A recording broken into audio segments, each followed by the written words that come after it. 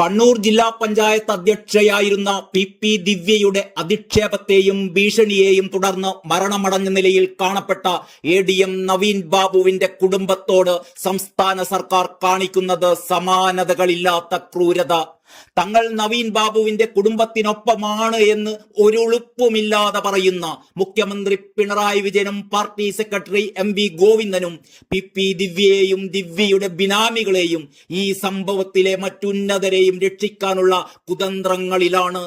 നവീൻ ബാബു കൈക്കൂലിക്കാരനല്ല എന്ന റവന്യൂ അന്വേഷണ റിപ്പോർട്ടും പോലീസ് റിപ്പോർട്ടും ഒക്കെ നിലവിലിരിക്കെ നവീൻ ബാബുവിന് കൈക്കൂലി വാങ്ങിയിട്ടുണ്ടാവാം എന്ന സംശയത്തിന്റെ നിഴലിൽ നിർത്തുകയാണ് കണ്ണൂരിലെ ജില്ലാ സെക്രട്ടറി.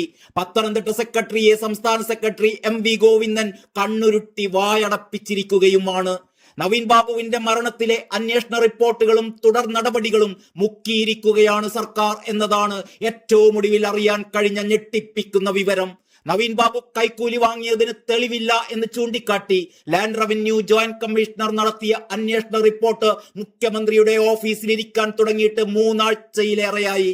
നവീൻ ബാബുവിന് കൈക്കൂലി കൊടുത്തു എന്നാരോപിച്ച TV പ്രശാന്തിനെതിരെ കൂടുതൽ നടപടിയുമില്ല. വിവരാവകാശ നിയമപ്രകാരം പോലും റിപ്പോർട്ടുകൾ പുറത്തുവിടില്ല എന്ന നിലപാടിലാണ് സർക്കാർ.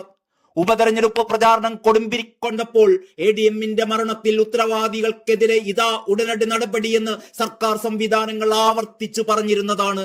ഒരു വിട്ടുവീഴ്ചയും ഉണ്ടാകില്ലെന്ന് പറഞ്ഞവർ തന്നെയാണ് കഴിഞ്ഞൊരു മാസമായി അനങ്ങാതിരിക്കുന്നതും. ADM കൈക്കൂലി വാങ്ങിയതിനും പമ്പിന് അനുമതി വൈകിപ്പിച്ചതിനും ഒരു തെളിവുമില്ലെന്ന ലാൻഡ് റവന്യൂ ജോയിന്റ് കമ്മീഷണറുടെ അന്വേഷണ റിപ്പോർട്ടിൽ തുടർ നടപടി ആവശ്യപ്പെടുന്ന കുറിപ്പ് സഹിതം റവന്യൂ മന്ത്രി മുഖ്യമന്ത്രിക്ക് കൈമാറിയത് നവംബർ 1 തെറ്റുപറ്റിയെന്ന് നവീൻ ബാബു ചേംബറിലെത്തി തന്നോട് പറഞ്ഞു എന്ന കലക്ടറുടെ വെളിപ്പെടുത്തലിലും സംഭവത്തിൽ ജില്ലാ കലക്ടറുടെ ഇടപെടലിലും റവന്യൂ വകുപ്പിനും മന്ത്രിക്കും തികഞ്ഞ അതൃപ്തിയുണ്ട്.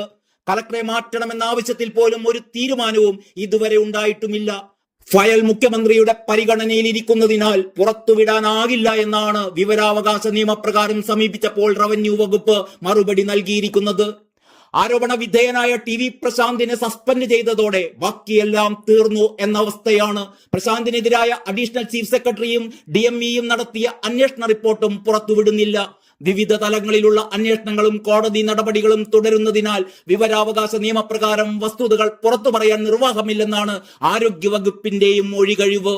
TV പ്രശാന്ത് മുഖ്യമന്ത്രിക്ക് അയച്ചതായി പറയപ്പെടുന്ന നവീൻ ബാബുവിനെതിരായ കൈക്കൂലി പരാതിയിലെ പേരും ഒപ്പും വരെ വ്യാജമാണ് എന്നതിന് തെളിവുകൾ പുറത്തു വന്നിട്ടും ആരാണ് ആ കത്തെഴുതിയുണ്ടാക്കിയത്, അതിന് പിന്നിലെ താല്പര്യമെന്ത് തുടങ്ങിയ കാര്യങ്ങളെക്കുറിച്ചും ഒരന്വേഷണവുമില്ല.